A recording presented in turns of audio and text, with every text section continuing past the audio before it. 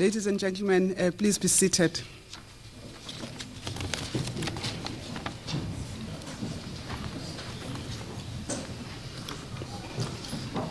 We apologize for a light delay in starting.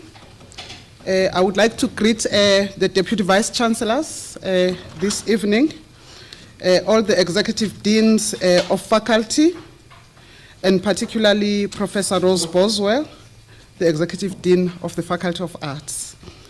I would like to greet all professors that are here and all academics that are here in present, as well as collaborators of Professor Konik. I would like to greet members of management who might be here, our students, the relatives and friends of Prof, honored guests, ladies and gentlemen, manene na manenekazi. It is a distinct pleasure for me to welcome you here this evening on the occasion of the inaugural lecture to be delivered by our colleague, Professor Adrian Konik. I wish to congratulate and welcome in particular Professor Konik's family and special guests that are here this evening. We are privileged that you have taken your time to be with us at Mandela this evening.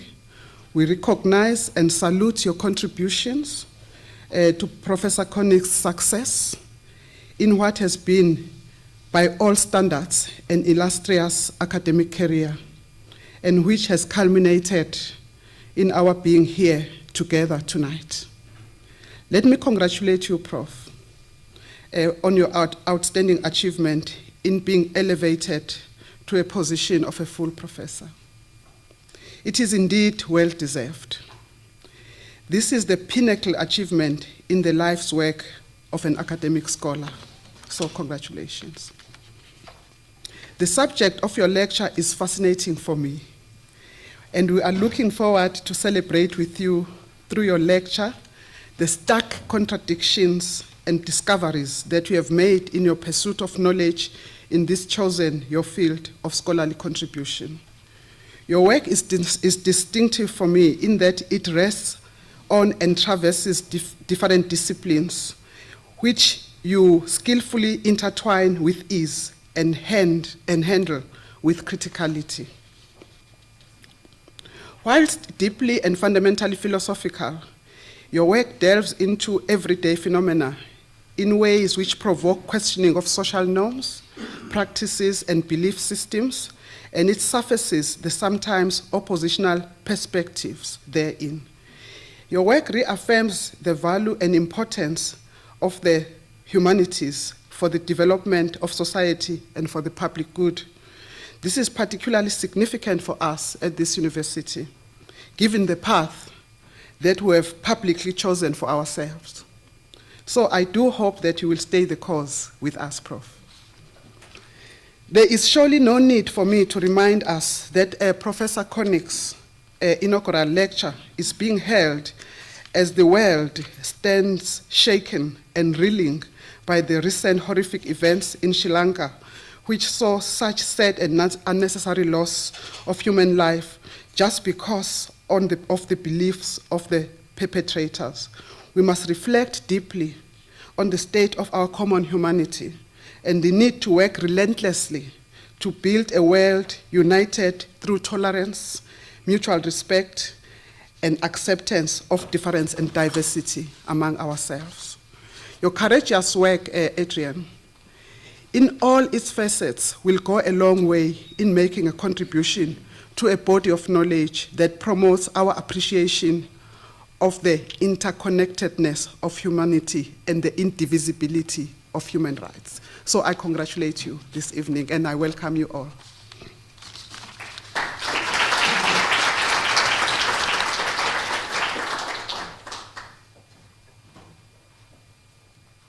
So I'm requesting the Executive Dean to come and introduce the professor. Thank you so much.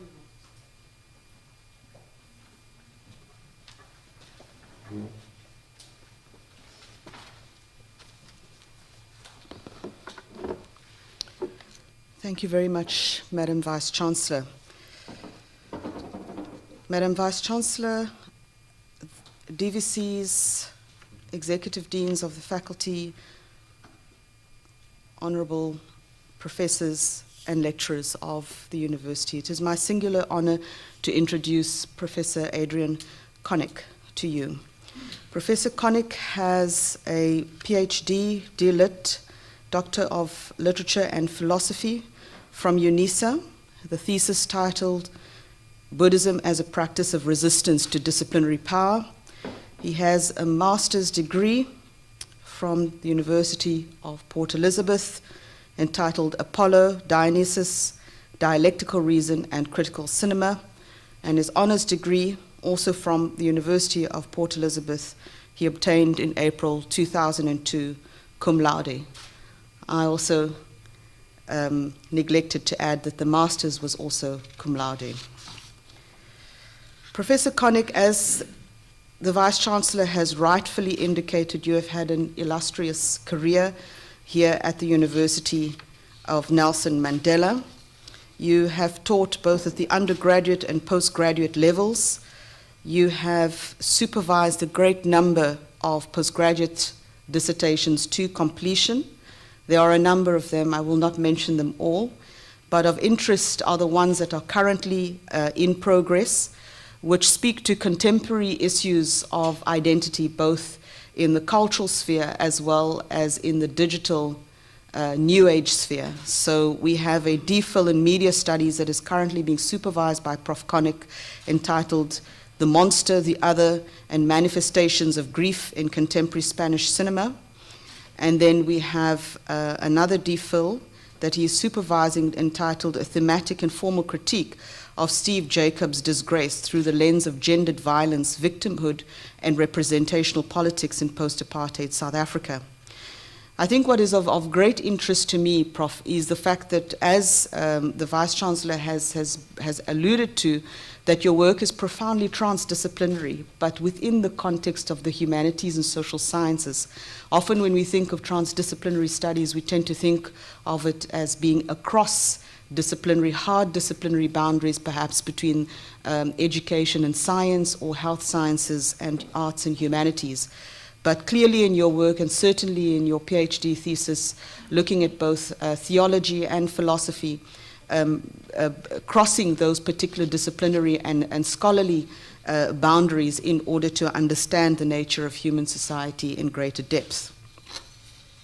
You have additional teaching experience, which you note in your curriculum vitae, especially academic writing for publication and workshops. You have been a facilitator on a number of occasions, providing your particular set of skills as a writer and a scholar to future generations. So not just keeping those skills to the orderly world, or perhaps a disorderly world of philosophy, but sharing that knowledge and skills beyond scholarly and academic writing.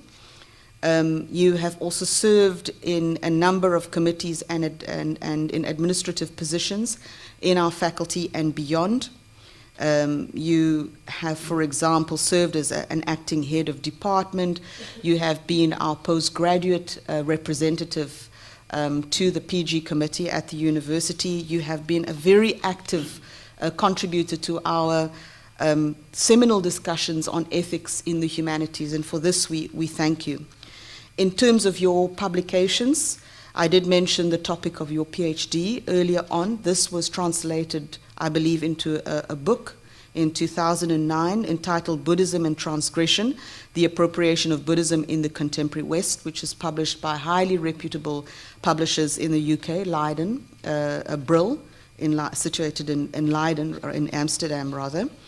And then, of course, you have recently had a number of papers that you have also published, including one in 2018 entitled Roads Must Fall and Fees Must Fall, Student Protests Through the Kubler-Ross Grief Model, and a journal entitled Discourse, Studies in the Cultural Politics of Education. I think also what I find fascinating, and I'm going to end there because the floor is actually yours tonight, is to say that a possible uniting or overarching theme in your work is that of the issue of time and identity, and how almost in the sort of surrealist way of dealing with time, that as human beings we are apt to attempt to bend time and change time in order to try and suit and to achieve particular identities in the complex society in which we exist.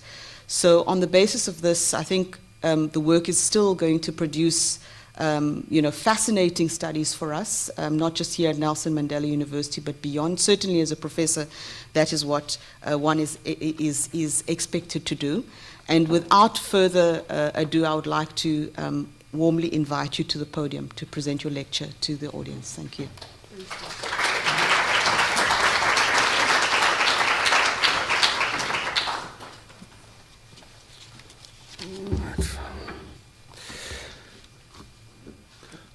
Good evening, everyone, and thank you for coming along tonight to share with me what is, in many respects, one of the most important events in my career at this university. To be honest, when I started working about 20 years ago, I never imagined that I'd be standing before you as I do tonight in this context. On the contrary, I was only supposed to be back in South Africa and at the then University of Port Elizabeth for a year to do a quick postgraduate qualification in journalism, because I thought that was the career I wanted to pursue. However, one of the first modules I had to register for was a course in philosophy taught by Prof. Bert Olivier, who in his capacity to evocatively introduce students to new thinkers remains a veritable force of nature. And accordingly, that was about as far as my journalism aspirations got, because I rediscovered in that course the same thing that had so powerfully animated my undergraduate studies. To be clear, that was not philosophy as a discipline, which like any canonical edifice can come across as weighty and dusty and significantly boring, especially when it arrogates to itself the status of an arbiter of truth and tries to tell everybody else what they can and can't think and what they should or shouldn't say. Rather, what I encountered again in that honors level philosophy module was something I'd glimpsed in my undergraduate studies, but which I'd yet to fully appreciate, which was really an approach to thinking, which was also an approach to life on the part of certain people who in their time had, for the most part, philosophized privately while they were doing and carrying out their other duties, or who had philosophized outside of the academy, or who had remained on the margins of academic philosophy. Now, thinking of men like Marcus Aurelius and Friedrich Nietzsche and Benedictus Spinoza. And in following the university's standard brief for an inaugural lecture, I feel it would be thoroughly remiss of me not to mention the three profound lessons that these authors respectively taught me, not only because I owe them all an immense debt, which I'll obviously never be able to repay, but also because in reflecting on my current work as I've been asked to do this evening, I realized just how important all three of them continue to be, both to my ongoing research and to my personal life. Firstly, Aurelius's poignant observation on the perennial madness of existence taught me not to expect constant sanity either from myself or from those around me, if only because of the powerful contrary forces that always animate us and which we tend to remain blind to until it's too late. Secondly, Nietzsche's all too incisive remarks on things that for most people remain too deep for words taught me not to be cowed by the intimidating phenomenon of hallowed silence, which in its aura can sometimes demand overarching veneration, and that is problematic when it can stop critical thought in its tracks. And thirdly, Spinoza's ironic laughter in the face of weighty conceptions of being taught me perhaps the most important lesson, which is that of the salvific power of humor in the face of weighty conceptions of being, something which in many ways we need to have recourse to shatter the heaviness of such life just before it succeeds in crushing us. So 3 life lessons. They're so simple but also so very life-changing. Accept the madness of existence, but don't ever revere it. And when others do, don't forget to laugh, because there's a great emancipatory power in that which derives from laughter's resonance with the unbearable lightness of being itself. The first lesson in particular serves me very well in cultural studies, which is one of my 2 disciplines, and so accordingly where I've been partially situated for the last 2 decades, because madness in many ways is the medium of cultural studies. It's the madness of the modern city, where people alienated from their traditional ways of life and the grounding beliefs and mores that this previously offered them, find themselves adrift in oceans of competing discourses and simulacra, which accordingly draw them in often thoroughly incongruous directions, while they, by way of response, good evening, by way of response, tend to conjure up an array of fictions about who and what they are, each time believing that the role that they cast themselves in will last, and then actively seeking out others who are willing to play along by agreeing with them in this regard. Of course, they also tend to get really annoyed with people who don't indulge them in this way, and even more so with those who conjure up for themselves antithetical roles that run counter to the hastily constructed and half-hearted cosmology of the would-be actor in question. So if this is the culture of the modern city, then madness really is the medium of cultural studies, which takes as its object of focus metropolitan-scale insane asylums in which there have never been any directors, only the occasional inmate who's temporarily assumed for themselves this role. And what is true of cultural studies is even more true of film studies, which takes as its object of focus the collective dreams of complete lunatics writ large on silver screens, before which all the other inmates sit mesmerized, laughing and clapping and crying and being afraid before they trundle off to bed to lose themselves in miasmic dreams of their own. Dreams which tomorrow will inspire them to create for themselves new roles, which they'll act out on some imaginary stage in the dim morning light and the empty auditorium of their mind, to the rousing applause of a non-existent audience, for they smile to themselves and think how good life is. Considered in this way, if you're in film studies and all cultural studies and you don't accept the madness of modern city life, you'll end up going quite insane. But if you do accept it and you do make your peace with it, then it becomes possible to see in even the most bizarre, sad, random, pathetic, and/or terrifying cultural gesture or film the drama of a contemporary existence playing itself out in relation to the respective desires for recognition, for meaning, for love, for power, and for sacrifice. The latter point on sacrifice is particularly important for me because in many ways my research in cultural studies remains linked to religious studies, but this shouldn't be confused with theology or confessionalism of any sort. Rather, I understand religious studies to be couched in the idea that we are far less Homo sapiens, or the wise beings that Carolus Linnaeus would have us believe, and far more Homo religiosus, or beings who believe interminably and irremediably, as Mircea Eliade suggested us to be. I must, of course, qualify that by saying I've got a number of problems with the way Eliade extrapolates upon this issue to draw connections in support of his notion of religiosity as somehow definitive of the human essence. On that account, we part company.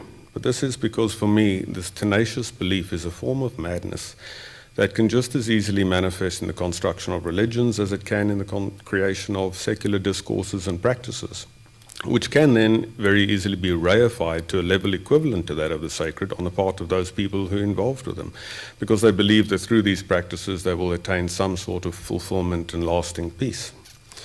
And what continues to interest me about this madness of belief at a cultural level is its centralized augmentation in the modern era, from about the 18th century onwards, in the beliefs that industrial progress and science and productivity are the way, the truth, and the light, as it were, and also in the cultural dispersion this precipitated on the part of more marginal figures who created for themselves a contrary belief that happiness lies elsewhere, in traditional rather than modern practices, or in domains where the developmental agenda is yet to take hold as a guiding vision, or where its tenets are being resisted. The corollary of all this, though, is that the madness of such belief is today ubiquitous, such that we must accept it, because all of us are, for large parts of our lives, under its influence, except for those moments when we're at our most jaded. It is one thing to accept the madness, another thing entirely to revere that madness, or the products of that madness. And it's for this reason I continue to feel such a resonance with the work of Michel Foucault, because in his writings I always encounter a singular capacity to underscore the second life lesson I learned from Nietzsche. That is, not to revere the madness around one, even if one accepts it, but rather to engage critically with any belief whenever it becomes subject to growing veneration, because of the very real danger that that veneration can congeal into dogma, which can then stop critical thought in its tracks. Indeed, for me, Foucault takes things much further than Nietzsche in this regard, by drawing attention to the many contemporary institutions and concepts that Nietzsche could only have guessed at, that have become so imbued with credibility that we now regard them as given, even natural features of our life worlds. features which we then often fail to see for what they are, namely hastily constructed artifacts that have been pieced together by discursive artisans who never consulted each other on the greater paradigm that they were creating, or what it would imply for the beings who thereafter would be caught up in and defined by those terms and categories. I'm speaking, for example, of the concept of the human, which still receives so much unself-conscious thematization today, as though it was something natural, with scant regard for its status as an inadvertent product of historico-discursive dynamics. There have, of course, been several fascinating theorizations on the origins of this concept and how it became so imbued with credibility that we now regard it as a non-negotiable feature of our landscape, around which we built all manner of ethical frameworks and legal injunctions and moral imperatives and so on. But of these critical engagements with the concept, Foucault's approach, in the archaeological approach in the order of things, in which he identifies the human as the inadvertent product of the relatively unrelated shifts in the disparate discourses of labor, life, and language, always strikes me as so very evocative. And this is because his irreverence for this otherwise hallowed concept goes so far as to imply the possibility and indeed the importance of desubjectification, which is a term I've referred to in this title of this evening's lecture, and which amounts to the pursuit of relative freedom from the burden of this concept. In short, on the one hand, Foucault highlights these changes as occurring in the 18th century discourses of labor, life, and language when they became progressively orientated around ideas of depth and enigma. These are the discourses of labor, life, and language, but at the same time, human beings, because we live and work and speak, became imbued with a collective aura of profundity and enigmatic density, and this has haunted us ever since, because of the accompanying obligation to have to account for who and what we are deep down, as though such a thing were ever possible. And yet, on the other hand, the corollary of Foucault's analysis, as he so beautifully writes in the last lines of The Order of Things, is that if these three discursive arrangements were to disappear, then we can wager that man, or the concept of the human, would be erased, like a face drawn in sand at the edge of the sea. And this last line holds so much significance for me because it's linked to the trajectory of thought that ultimately became my book, Buddhism and Transgression, and also that informs my ongoing research in Buddhism, which I still conduct mostly through the lens of Foucauldian discourse analysis. This is because in all this research, the issue at heart remains for me critical processes of desubjectification, or the tracing of the means by which certain types of subjectivity become instantiated and normativized over time. A process of critical inquiry that's necessarily indissociable from an erosion of the subjectivity in question. Because to hold out at arm's length, as it were, and to problematize those discursive mechanisms that gave birth to you as a concept and as an identity is also to watch those mechanisms unfold and fall away. And why this is so important to me is because it dovetails with my ongoing research in and interest in Buddhist philosophy, which is similarly predicated on the possibility of radical desubjectification to the point of ultimate emptiness, which is alluded to in the Buddhist terms of nirvana and enlightenment and so on. So in this regard, what I tried to show in my book was that while due recognition must be given to the Buddhist moral considerations, that greed, anger, and delusion lie at the heart of the six senses, which for them is sight, sound, smell, touch, taste, and mind, it's the six of them, where they collectively precipitate the ego, which we all cling to and feed as time goes on. This is by no means the only basis for suffering anymore. On the contrary, a great deal of suffering has since the 19th century sprung from a thorough disconnect between the various aspects of what Foucault calls disciplinary and biopower discourses. A disconnect which has received relatively little thematization, but which has nevertheless contributed significantly to the constitution of subjectivity as something rather twisted. For example, on the one hand, the panoptically enforced disciplinary regimentation of space and time requires heightened autonomy from the subject and reacts punitively to any deficits in this regard. And this sees us all racing to work and clocking in and working under the watchful gaze, actual or virtual, of some form of surveillance. But on the other hand, psychiatric discourses at the same time emerged under the auspices of what Foucault calls the deployment of sexuality and advanced the thorough impossibility of anyone being autonomous in perpetuity because of the latent and unconscious forces which are supposed to underpin our thoughts and actions and which we're ostensibly incapable of engaging with unless we have the guidance of some other therapist who also just happens to charge by the hour. Anyway. So in my book, I considered the autobiographies of 3 Western Buddhists who are also very important Western Buddhist authors, with the understanding that the autobiographical format is indissociable from the disciplinary technology of the dossier through which individuality is documented as a case, which then becomes an object for a branch of knowledge and a hold for a branch of power. But what fascinated me was not only how all 3 authors in question used the autobiography format as a mechanism of resistance to oppose their disciplinary identity by advancing an identity of their own making. In addition, and perhaps more importantly, what intrigued me was how they all, in various ways and to different degrees, articulated their experiences of mysticism, their mystical experiences in the Far East, in terms of open time and space, or the absence of disciplinary spatio-temporal regimentation, in terms of panoptical empowerment, where they became the watchers rather than the watched, and in terms of silence, or the absence of imperatives to confess. And for me, what this intimated was that the suffering that all 3 Buddhist authors experienced and which precipitated their embrace of Buddhism in the first place had precious little to do with the endless round of death and rebirth which Buddhists have traditionally sought to escape from through attaining enlightenment. Rather, these authors' suffering had almost everything to do with the disciplinary biopower discursive matrix into which they were born and in which they grew up and which they experienced as deeply oppressive, and the discursive incongruities of this matrix, which they wanted to escape from so badly that they were literally prepared to travel to the other end of the earth to achieve this.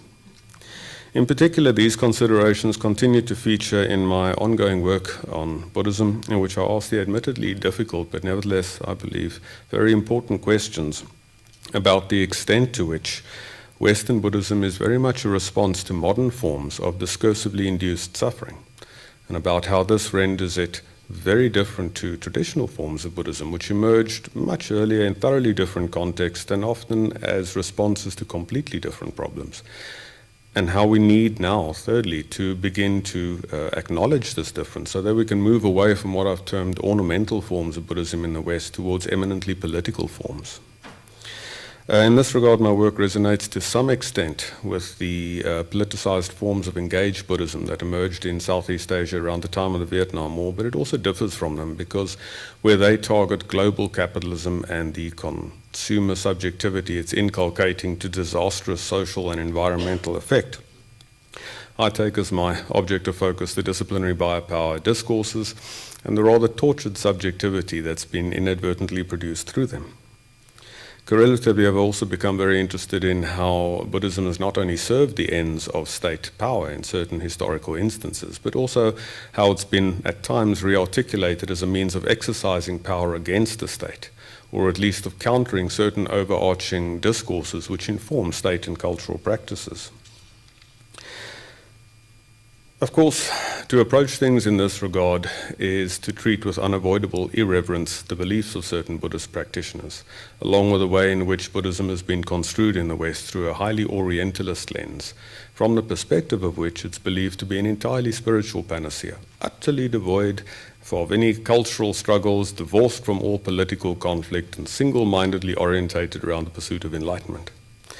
But it's arguably important to persevere in this regard, because to allow such beliefs to congeal into dogma would be to do a great disservice to the many variants of Buddhism that find cultural expression in the many versions of Buddhism today, all of which, much like Edward Said's Orient, do not comprise extant static realities, but rather ongoing works in progress on the part of different communities of interpretation as they move through and pass in and out of time. However, while the subtitle of this evening's lecture is From Foucault to Deleuze and Beyond, by this I did not mean that I have moved on from Foucault. What I meant by that is after several years of more or less exclusive focus on Foucault's work, in 2010 I started to read Deleuze, and I've since then become increasingly drawn into his ambit of influence. Yet this has by no means entailed my abandonment of any recourse to Foucault, as I've just indicated. On the contrary, my research in Buddhism remains informed by Foucault's conceptions of power and knowledge. And beyond this, my partner, Dr. Adrian Konik, and I are currently completing an article for the journal Angalarchy, in which we render a critique, again through Foucaultian archaeological and genealogical analyses of certain types of eco-subjectivity. But there are a number of reasons for my shift towards Deleuze, including Foucault's own contention that the disciplinary biopower edifice was already breaking down around the time of the Second World War, such that while many of its vestiges remain with us today, they also different and powerful new forces at play, from the juggernaut of neoliberalism to the digitality, which is an ever more pervasive and also invasive part of our lives. And these forces are not things that Foucault dealt with exhaustively, and in the case of digitality at all. Correlatively, at a certain point, I also began to doubt the continued validity of Foucault's conception of the modern world. And this is because the idea of it as a domain of overarching spatiotemporal regimentation and ubiquitous surveillance, in which resistance to homogeneity, while very important, can be difficult to imagine and at times difficult to achieve, no longer rang as true for me as it once did. And this was not least because of Deleuze's concept of leakage, which speaks instead of a world in which all manner of top-down initiatives to corral and canalize thoughts and desires and so on tend, sooner or later, to fail, because they amount to the effort of herding beings who can only ever remember creatively rather than verbatim, even when they try to do exactly what you want them to do. Indeed, on account of this wonderfully fresh perspective, Deleuze began to play an increasingly important role in my research, and I must acknowledge that through him I became reacquainted with Spinoza, and also with the third life lesson from Spinoza concerning the salvific power of humor in the face of weighty conceptions of being.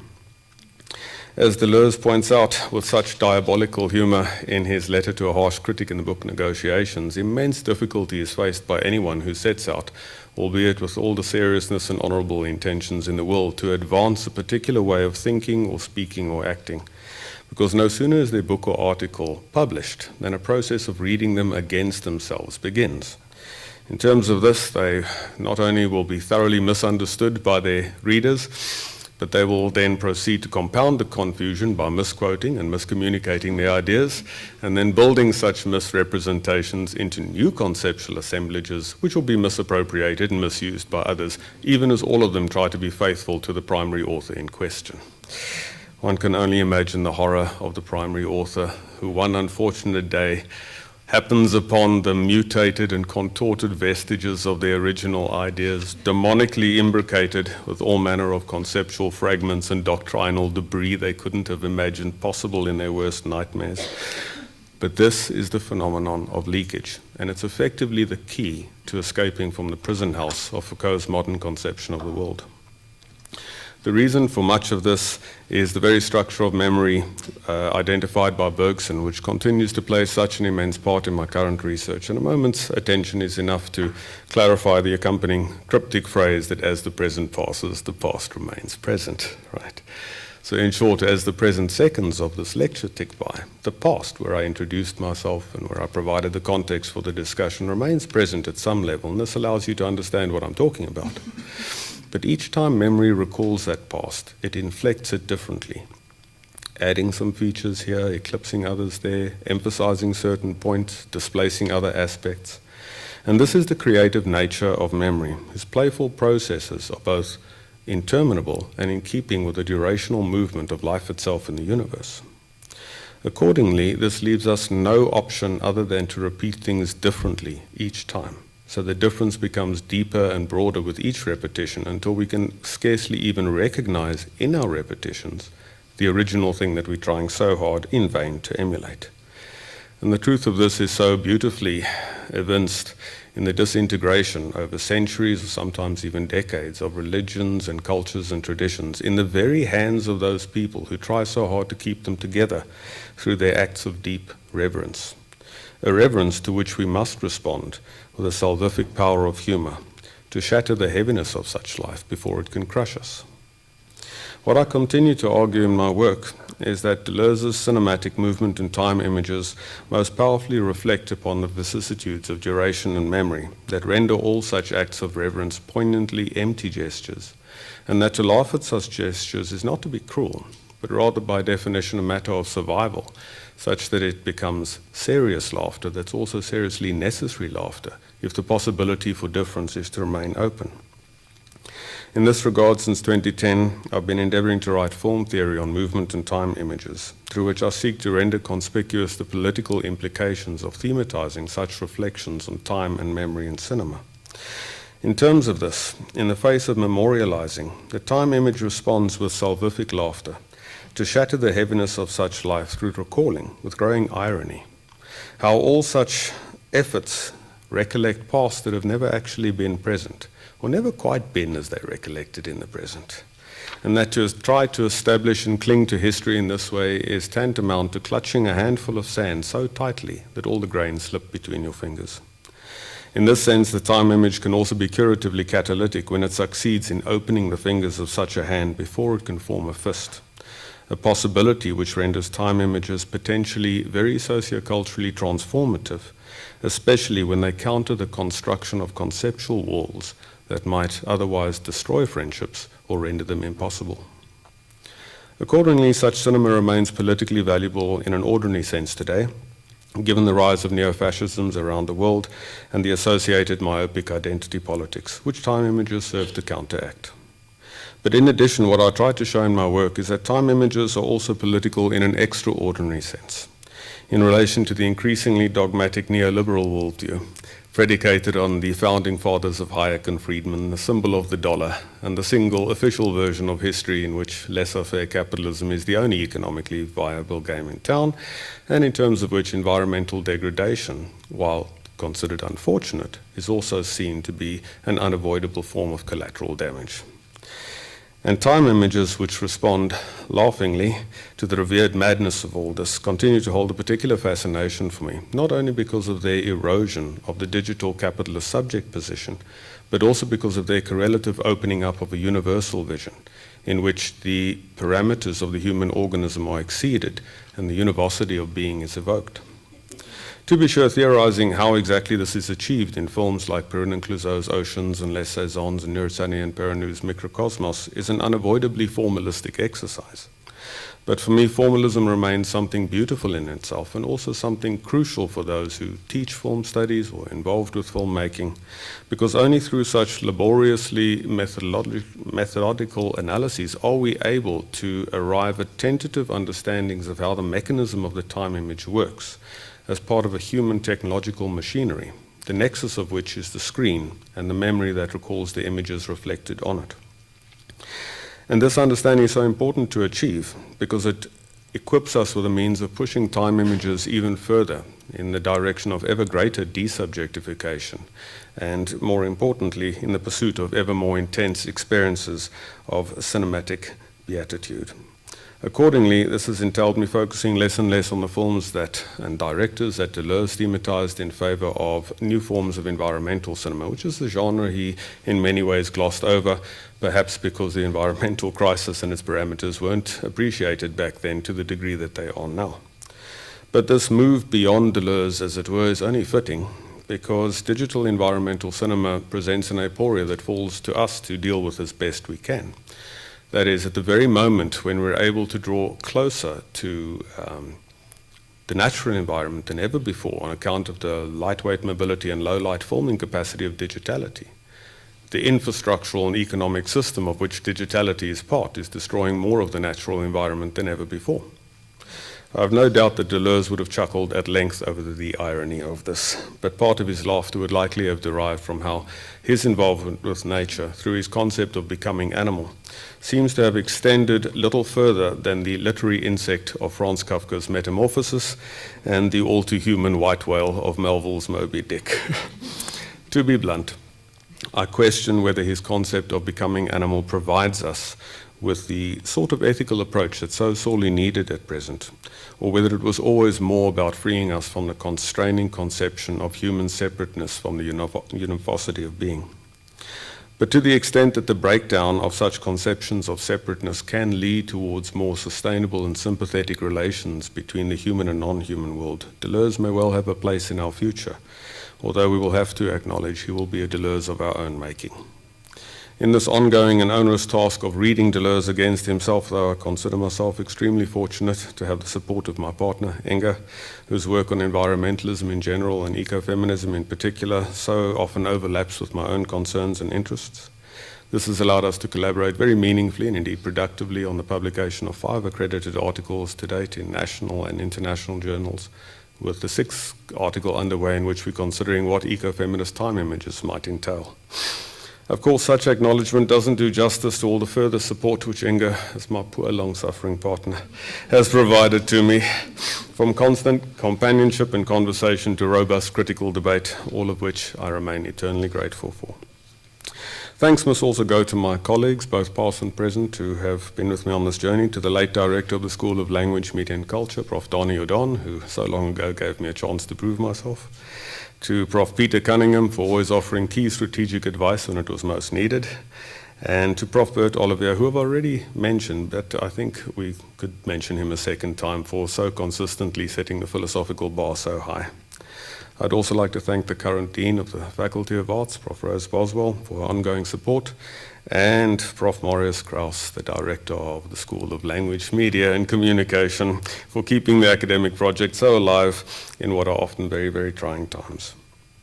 Also, a huge thanks must go to Dr. Sabeshni Moodley, my HOD, both for running our department so wisely and for perhaps unwisely deciding and agreeing to collaborate with me on an international film project, the funding application of which we're still waiting to hear on that.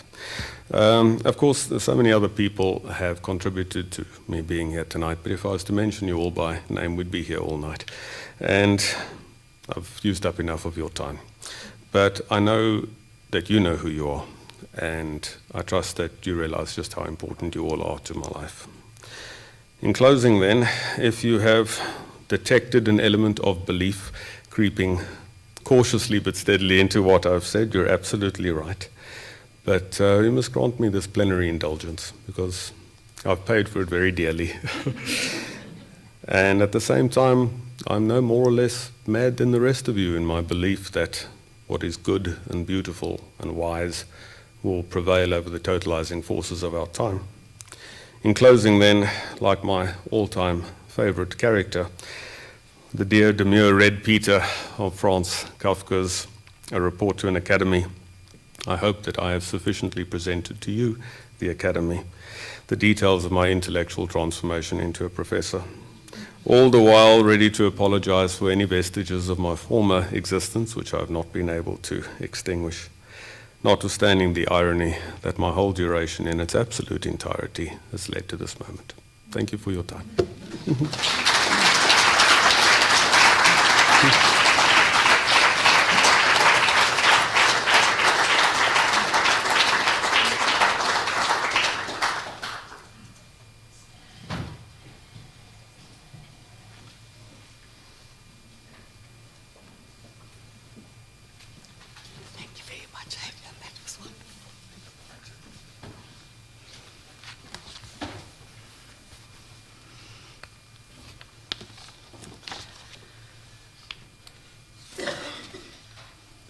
So, good evening, ladies and gentlemen, VC, DVCs, executive deans, all our colleagues and friends here tonight. Molweni goeienaand.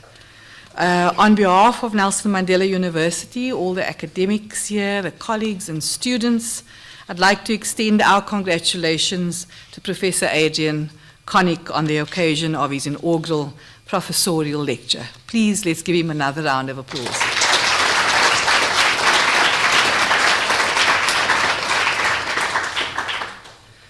The vision for Nelson Mandela University is to become known for its leadership in generating cutting-edge knowledge for a sustainable future. Having just heard this inaugural lecture, can there be any doubt that Professor Konik is doing cutting-edge work, that is constantly pushing boundaries in his and our thinking? Prof. Konik, I need to thank you for providing me with a map of the route that your inaugural lecture was going to take. And I must admit to not being deeply familiar with some of the landmarks on that map. In your lecture, I became fascinated by your intellectual and academic journeys, many stops and twists and turns, and the deep thinking that guided your journey, shared with us here this evening. You delved into your two primary disciplines of cultural studies and film studies and gave us glimpses into the depths of these focus areas. You reminded me of a deep-sea diver with a camera and a beam of light, showing us some of the intricacies and wonder that lies beneath the surface of theories we have perhaps come only to know as those who swim, or like me, paddle in these waters. Listening to you, however, inspired awe. Your lenses so clear and focused and interspersed with such wit and humor. Some clear links were made, like a guiding rope, helping us hold onto the threads of your arguments, and for me, like a lifeline. These links between cultural studies and the progress in society, from industrialization to urbanization, to the manner in which the media has become a dominant force, or as you put it, mediatization.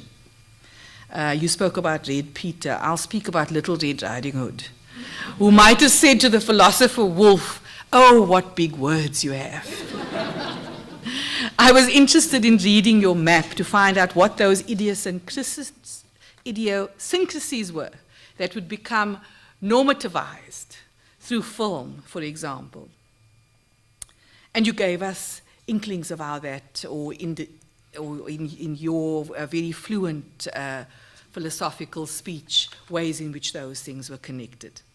Then there were the links to beliefs, or what you called the dynamic of belief, which has so much relevance for how we understand the way we as humans move in and through the world, particularly in the light of the developments in science and technology and digitization. Interwoven into this rope, there was the explication of your journey from Foucault to Deleuze and beyond. And we think you lie very much, or stand very much in that beyond. So this is a strong and complex rope that you have been weaving, getting all these strands to come together, Prof. Konik. But as with any thought-provoking film or set of images or ideas, they will continue to float and drift in our minds before they settle. Maybe quite a long time for me. Or perhaps float to the surface and into the light, helped along by your teaching, your research and writings together with Inga's, as you have acknowledged with such generosity and care. I've used the metaphor of deep-sea diving to think about what you have presented us tonight. Not many are brave enough to venture into the depths of philosophy, or into the depths of the ocean for that matter, as you have done with such brave exploration. It is a fitting endeavor, this exploration. Nelson Mandela University is on this voyage of exploration, and our ocean sciences is one literal space in which that is happening. But philosophically, your inaugural lecture this evening has enlightened us on all the challenging but exciting futures that await us as explorers, as scholars, learners and teachers, researchers and leaders. Our university is extremely proud of you and your work, which helps us think deeply and maps out increasingly complex ways of thinking and questioning, perhaps most importantly, based on this thinking, for the decisions which take us into the future. So thank you very much, and please let's give him another round of applause.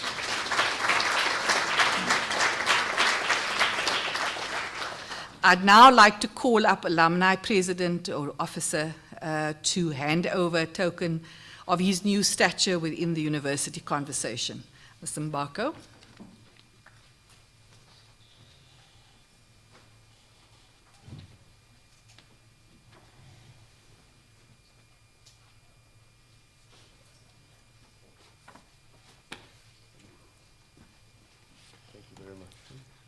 Thank you. Can I say something? Yes, of course. Okay. Good evening, ladies and gentlemen, Prof. Mutwa and leadership of the institution, Prof. Konik and your life partner. It is indeed a privilege for me to be standing here on behalf of the Alumni Association. It was really very, very interesting. And as Prof. Zin rightly says, I think it's really a deep dive into, for me it was a challenge. I'm a numbers person. But we are standing here as the Alumni Association to celebrate and mark the special occasion. And we welcome you as you will be assisting us in making sure ours is to friend race. So I'm sure with your talks and your crisscrossing the country and the world that you will be doing that for us. And congratulations once again, all the best with future endeavors. Thank you, Prof.